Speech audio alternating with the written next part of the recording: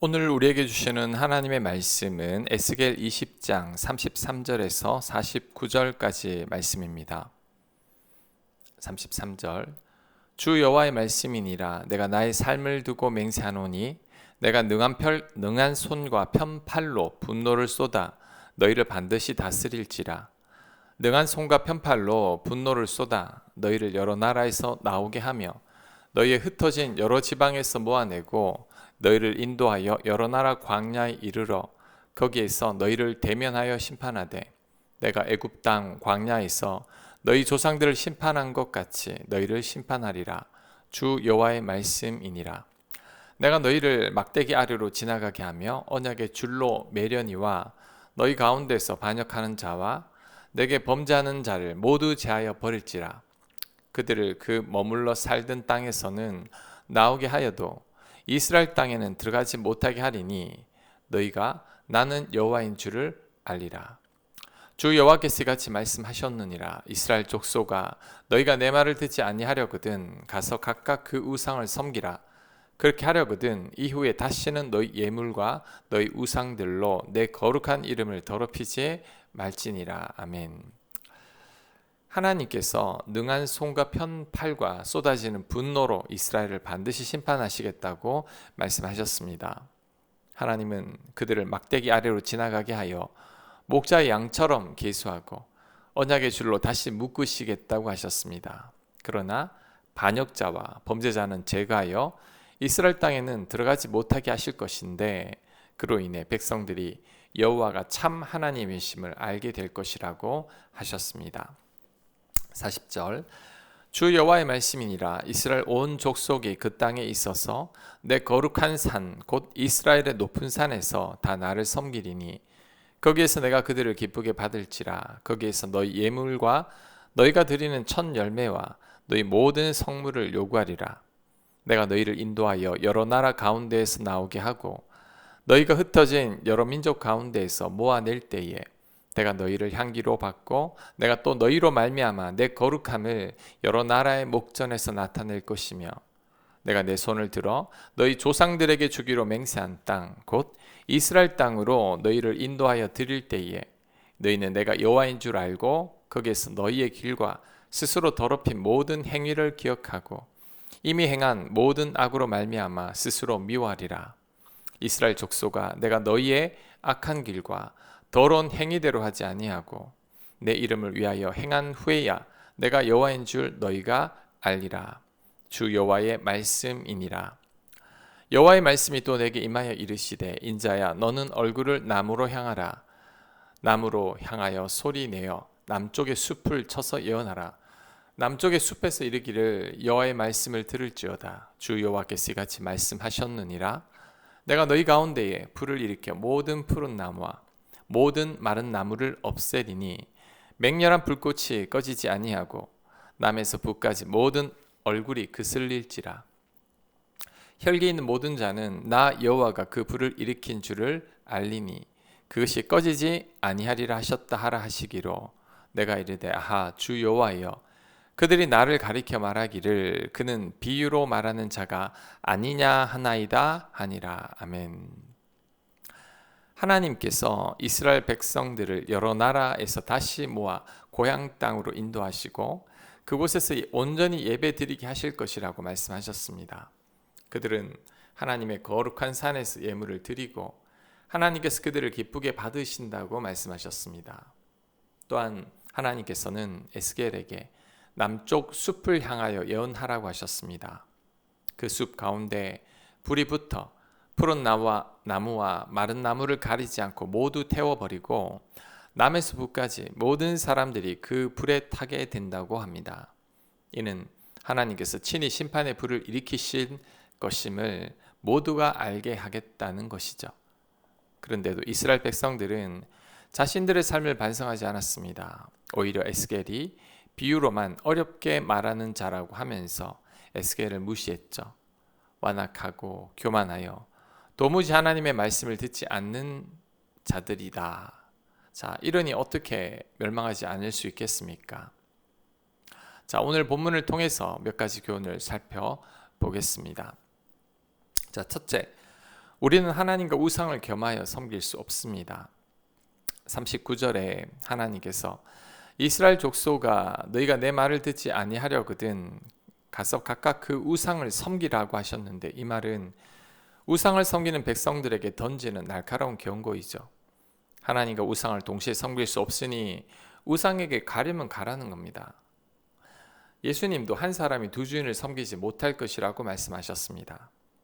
엘리야도 갈멜산에서 이스라엘 백성들을 향해 외쳤습니다. 너희가 어느 때까지 둘 사이에서 머뭇하려느냐? 하나님을 선택할지 이방신을 선택할지를 결정하라는 거죠. 겉으로는 하나님께 제사를 드리면서 동시에 우상을 섬기는 이중적 신앙은 결국 하나님을 모독하는 것입니다. 영적인 간음이죠. 하나님은 이렇게 당신의 거룩한 이름이 더럽혀지는 것을 원치 않으십니다. 우리 마음에 하나님보다 더 의지하고 있는 것이 무엇입니까? 하나님 말씀보다 내가 더 따르고 있는 세상 사람들의 말은 무엇입니까? 세상과 적당히 타협하고 있는 것은 무엇입니까? 하나님과 세상 사이에서 머뭇거리고 있는 것은 무엇입니까? 그와 같은 것들이 나로 하여금 하나님과 멀어지게 합니다. 우리로 하여금 두 주인을 섬기게 해서 하나님의 은혜를 놓치게 합니다. 우리들은 그와 같은 것들을 내려놓고 하나님만을 쫓아가야 합니다. 하나님만이 우리의 주인이 되어야 합니다. 자, 두 번째 교훈은 우리를 회복시키시는 분도 하나님이시라는 거죠. 40절 이하를 보면 이스라엘 온 족속이 하나님을 섬기게 된다고 합니다. 이들을 다시 회복시키시는 분도 하나님이시고 가나안 땅에 들어가게 하시는 분도 하나님이시라고 합니다. 이것은 전적인 하나님의 주권이고 은혜라는 거죠. 죄 많은 이스라엘은 이런 회복의 기회가 주어질 수 없습니다. 하지만 하나님께서 다시 기회를 주신 거죠. 이것은 하나님의 무조건적인 은혜입니다. 이스라엘의 공로 때문이 아니라 하나님의 주권이고 일방적인 은혜와 사랑 때문이죠. 출애굽 사건도 그렇습니다. 이스라엘 백성들이 애굽에서 나올 만큼 의로워서 하나님께서 불러내신 게 아닙니다. 하나님께서 이들을 불쌍히 여기시고 일방적인 은혜를 베풀어 주신 거죠. 가나안 땅에 들어가게 하심도 자격 없는 자들에게 하나님께서 그냥 베풀어 주시는 은혜입니다. 우리가 구원받은 것도 마찬가지입니다. 우리 또한 하나님의 은혜와 예수님의 십자가 사랑 때문에 구원을 받았죠. 우리 모두는 구원받을 만한 자격을 갖춘 자들이 아닙니다. 그럼에도 불구하고 하나님께서 일방적으로 우리들에게 은혜를 베푸셨고 예수님께서 우리를 위해서 십자가에서 대신 피를 흘리셨습니다. 그로 인해 지금의 우리가 있게 된 거죠. 얼마나 감사합니까? 우리 모두는 이스라엘 백성들과 같은 은혜를 받은 자임을 늘 명심해야 합니다. 늘 그 은혜를 잊지 않고 감사하는 마음으로 살아야 합니다. 우리가 그 은혜를 알고 그 은혜를 감사한다면 하나님 말씀대로 사는 것이 마땅할 것입니다. 절대 이스라엘 백성들과 같은 삶을 살아서는 안 될 겁니다. 자, 오늘 본문이 주는 마지막 교훈은 들을 귀가 있는 자는 복되다는 거죠. 에스겔은 하나님의 말씀을 충실히 전했으나 백성들은 그를 향해 비유로 어렵게 말하는 자라며 무시했습니다. 이는 단순히 선지자를 향한 태도가 아니라 사실상 하나님을 경시한 행동이었죠. 만일 그들 안에 하나님을 경외하는 마음이 있었다면 결코 그렇게 처신하지 않았을 겁니다. 하나님을 두려워하지 않으니 결국 그 말씀을 하찮게 여기고 농담처럼 흘려버린 거죠.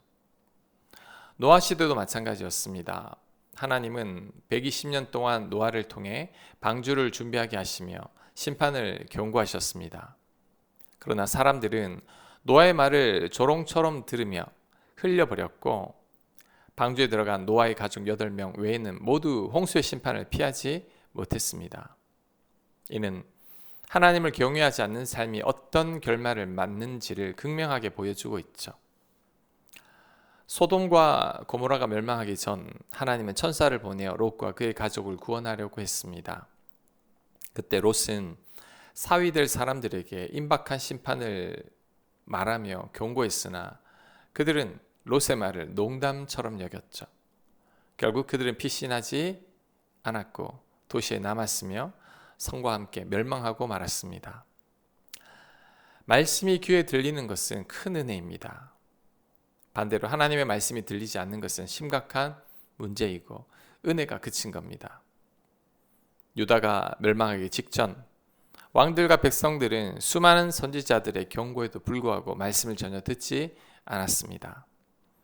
바벨론에 항복하면 살리라는 말씀도 거부했고 애굽을 의지하지 말라는 경고도 무시했습니다. 그 결과 완전한 멸망을 맞이했죠. 만일 그들이 하나님의 말씀을 귀 기울여 들었다면 그렇게 비참한 최후를 맞지는 않았을 것입니다. 그러므로 우리들도 하나님의 말씀이 들리지 않을 때 심히 두려워해야 합니다. 듣지 못한다는 것은 은혜가 마른 것이고 징계가 시작된 거죠. 반면에 말씀이 들리는 것은 은혜이며 회복의 출발점입니다. 예배 가운데 하나님의 음성이 들리고 성경을 읽을 때 깨달음이 임하는 것은 큰 복입니다. 하나님의 말씀이 들리는 것이 큰 은혜이고 하나님의 큰 사랑입니다. 하나님의 말씀이 늘 들리는 저희가 되게 하여 주시옵소서. 하나님만을 섬기게 하시고 하나님과 올바른 관계 속에서 하나님과 소통하며 살아갈 수 있는 저희들 되도록 역사하여 주시옵소서. 예수님 이름으로 기도합니다. 아멘.